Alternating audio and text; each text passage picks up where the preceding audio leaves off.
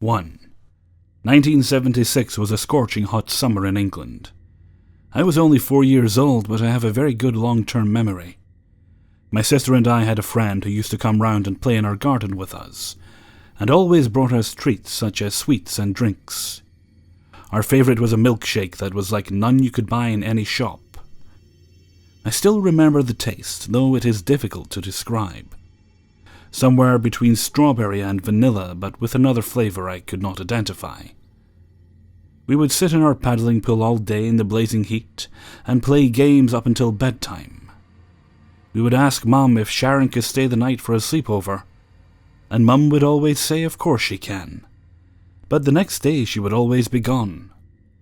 Being so young, my sister and I never gave this much thought, and knew that Sharon would be back, and sure enough, when we went out after breakfast, Sharon would be there in the paddling pool with more yummy milkshakes, sweets and ice creams.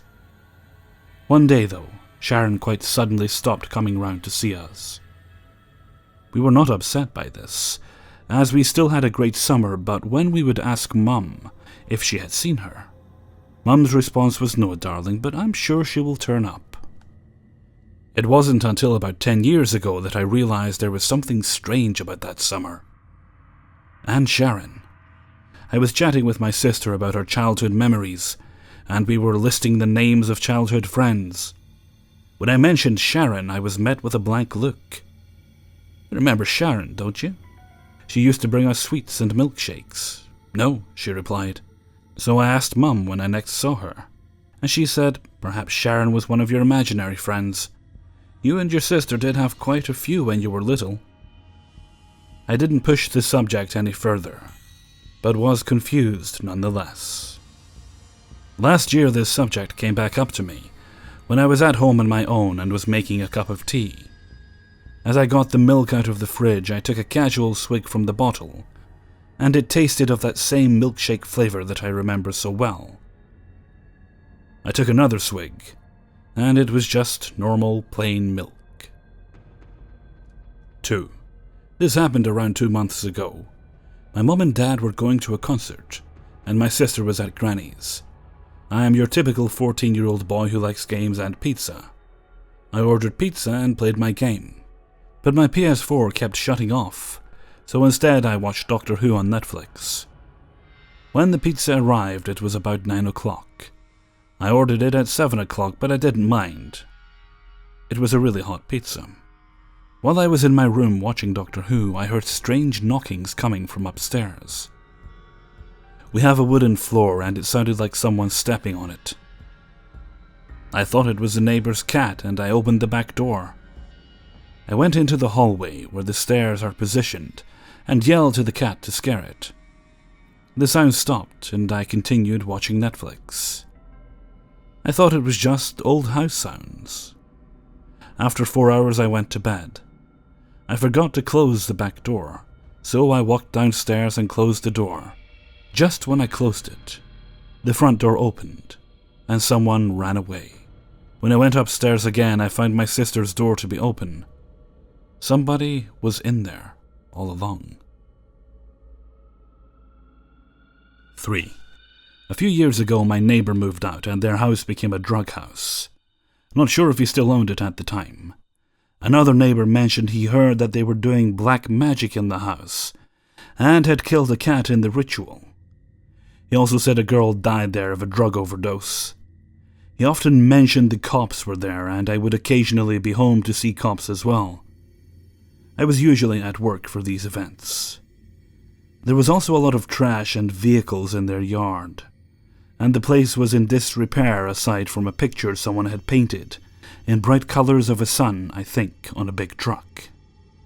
There were so-called gang signs painted on their doors and windows.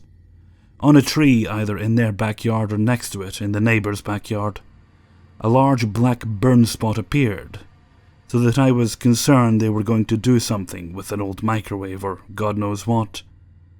Black mold also appeared on the trees and bushes in their yard along the fence. During this period one night, there was a cat that followed me up to my door when I was coming home from work. I have occasionally found a cat who wants to be petted, and I'll take a moment to pet it on my porch. But none of these cats have ever attempted to enter my house. This cat was not interested in being petted so much as it was in entering my house. And as soon as my door was cracked, it forced its way inside. It looked around my house at everything in a very uncat-like way, and once it had inspected everything in a very visual way, it left. When I was closing the door behind it, it attempted to jump up and cling to the door handle, attempting to turn it. This was the strangest experience I've had with a cat, and nothing about it seemed normal. In fact, it seemed more like a person in a cat's body. Also, at some point, I recall while laying in bed, a feeling of something or someone trying to push me out of my body. I felt like I could leave my body, astral project, but felt that maybe it would not be a good idea, or maybe I couldn't get back into my body afterwards. I didn't pay much attention to it at the time, but now it seems like it could be connected. Other similar events happened during this time that I won't go into. While the people were still in the house, the drug house, I began coming home and realizing my computer was still on, when the screensaver should have kicked in and the computer gone into power saver mode. The screensaver should have turned on after only minutes of inactivity, so I was concerned someone had been in my house. I kept pepper spray by the bed while I slept, and also began parking the car in the garage for safety while entering and exiting the house. I was feeling tiny earthquakes all night long while sitting in my chair at my computer, and also while lying down in bed. I told someone about this and she said she had not been feeling them, and I would go online to search if they were on the earthquake map on the USGS website. I thought that it must be very small earthquakes in our vicinity, or earthquakes that were too small to register. Then I felt them at work a few times and no one else was feeling them, so I thought it must be my body having some kind of muscle spasms. And that's where I left it, until other things started to happen, and I began researching poltergeist activity. While this was going on, I would come home and think some items had been moved, but would not be completely sure whether I had accidentally misplaced them, or they fell due to an earthquake, washer and dryer vibrations, or drafts, etc. I was still partially concerned someone was coming into my house while I was away. I would find my back door unlocked and open when I thought I'd locked it. When I was in bed at night, I would hear my computer chair move just a tiny bit. It would happen often just as I was drifting off. I thought that maybe it was because my chair was old, and there were some pieces on it coming apart. But it became obvious as this activity continued all night that it was moving. And occasionally, I would hear it move quite a bit at once. I would leave my house at times because of this. I also heard a paperclip I'd just placed on my piano keyboard move. One night in the summer of 2015 or 2016, after I had spent all day watering the lawn, I felt a presence, and then a shovel fell in the garage. So I left the house because I was spooked. That night I spent time in my car, and this soon became a regular occurrence. One night while recording some piano and vocal improvisations, I felt a hand come down and hit a few keys on my keyboard. I managed to wrap up my song, and then left and spent the rest of the night at my parents'. The next morning I returned and checked the recording. I heard at least 3 keys being hit when it happened, but the recording picked up a static buzz, and then only 1 loud key being hit. One night, I heard a loud squeak come from the living room, and I went out to check because it sounded like it came from the front door area. The doorknob was partially unscrewed from the inside, and the screw was sticking out by about an inch. This was the last thing to happen for a while. At my new job as a janitor, some things had apparently moved and disappeared from a room. The night after that happened, or shortly thereafter, while I was sitting in my chair at home, I noticed that the earthquake sensation was back. I noticed it while listening to a story about someone who was experiencing the same phenomenon, in relation to a poltergeist which gave me the giggles. Last night at work, I had to go back and relock a little room I vacuum, and then at the end of the night, I had to lock it yet again. That's 3 times after I'd been in and vacuumed that I had to lock it. Even if the other janitor had not locked it, if he went in there, he usually locks everything, that's only 1 extra time that I should possibly have had to lock it. After he left, I just had to mop, and after I mopped the first room and shut off the lights and closed the door, it sounded like something heavy moved in the room. I was alone in that part of the building, and I knew there was no one in that room because I'd just been in there and closed the door. And it was only 10 to 20 feet from where I was standing at the time. I was a little bit shaky for the rest of the night, but managed to complete my work. After finishing up while I was turning off the lights and heading toward the time lock, I noticed an orb about 1 millimeter in diameter move fast to the right and downward. It didn't look like dust because it moved extremely fast, and it didn't look like an insect because it moved in a perfect straight line. Update. More has happened at work, including a trash can liner I'd lined a trash can with, turning up on the floor of another room the following day. To wrap up, I think this is an energetic and playful entity, suffering from extreme loneliness, probably being trapped in the ether, after body hopping isn't all it's chalked up to be, though we all have our own journeys and paths to follow. So in the end, I guess the moral of the story is to appreciate your body and the ability to connect with others while you still have them. 4. It started when I was 14 years old. I would walk down the hallway of my house, dreading to look into the doors that I pass. I grew up in Milford, Pennsylvania. The house was from the late 1600s, beautiful, but dreadful. There was something about it that just sucked out your energy. I didn't have the best childhood, was alone for a large portion of the day until my mother got home from work. But most of the time I spent it waiting outside on the driveway, because I was too terrified to be alone inside. But the times I would be inside, alone or not, I would always come across a handful of things. A woman humming back and forth in front of our piano. I've seen her twice. The first time I thought it was my mother, so I asked, "What are you doing home?" The woman kept her back facing towards me, put her hands directly to her sides, and then just started laughing. Without hesitation, I ran outside and stayed there for 4 hours until my mother returned home. The second time I saw her, she was just sitting on the piano bench, head tilted and smiling. She didn't acknowledge me, and I didn't acknowledge her, other than the fact that she scared the shit out of me and forced me to be outside until I wasn't alone. I never saw her again after that. No, it got much worse. My mother stayed home for a week because she had vacation time, so she would usually stay home a week in the summer and a week in the winter so we could do fun things together. One summer day we spent all day at the Delaware River. We kayaked and fished and all sorts of stuff. She proceeded to talk to me about when I was a baby, and how singing "Mary Had a Little Lamb" before bed was the only thing that made me fall asleep. It was such an awesome day. We got home late at night and went straight to bed. Well, I did. She went into the kitchen to get some snacks, I assume.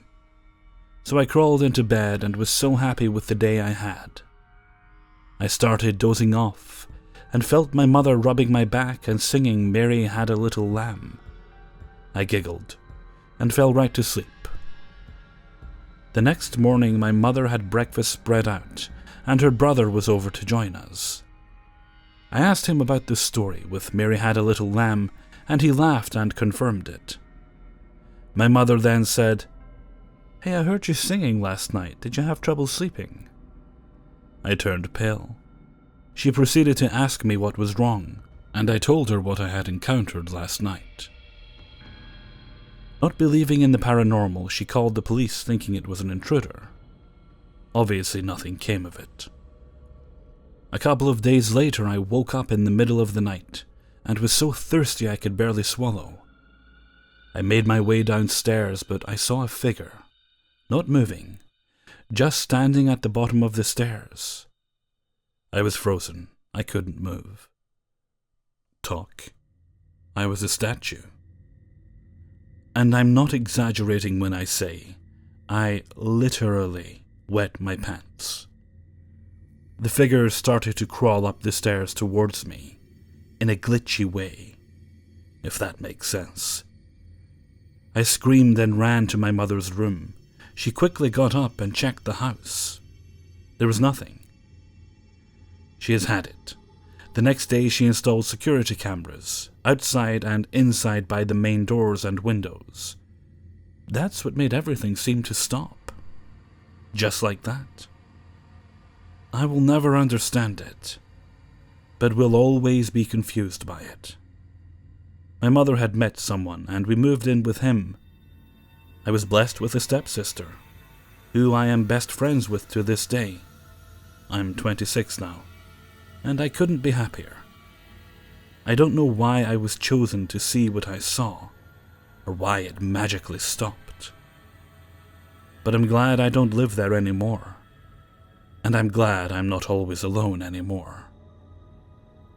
My mother's new husband is amazing, and I finally have a family.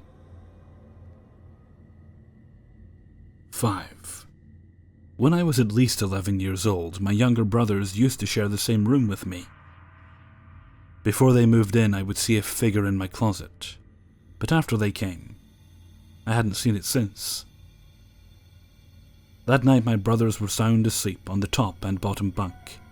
Me at the time had a mattress on the ground because the bed I was sleeping in was a little too big, and I was really old, so it was falling apart. And of course me and the crappy bed schedule wasn't working, so I was just lying there reading a book when I heard tapping on my window. At the time I didn't have curtains, so I could just sit up and look out the window. Nothing stirred to have made the sound, so I just shrugged. I woke up to hear something strange coming from downstairs. My ears said it was music. I found that a little odd because it was about 3 a.m. and everyone, even my older brother Jeffrey, was in his room asleep. So I walked down the stairs slowly, so that I didn't get caught by my parents. When I got down there, the music just stopped, and I decided to go back to bed, but every single night, I would hear that same tapping noise. Then a few years later, my brothers moved into my older brother's room, and a week later at night, they wouldn't go to sleep like they always do these days. The same thing happened to my brothers. They started to freak out, and my dad had to go and look around outside, even though there was, of course, nothing there. For at least a year it stopped for some reason. My older brother Jeffrey and I were just chilling downstairs, watching some of the music videos at the time. He was talking to his boyfriend. His boyfriend at the time was Joey, and Jeffrey started to talk about what he saw the other night at exactly the same time. He said that he saw a figure of a man outside just in front of the house, in front of the light that we have on the lawn. Then Jeffrey told Joey that he was going to be right back. So he went to check if all the doors in the house were locked. He came back with a really grim look. Of course, me, being the caring younger sister, asked him what was wrong, and he said, "Go look through the front window." His voice was shaky, and I found that a little odd because my brother isn't that scared of a lot of things. So I went and peered through the window, and I saw the outline of a tall man. I couldn't really see that much, of course, but I realized that he spotted me because he started to talk. "I see you there. Let me in. I have to use your phone."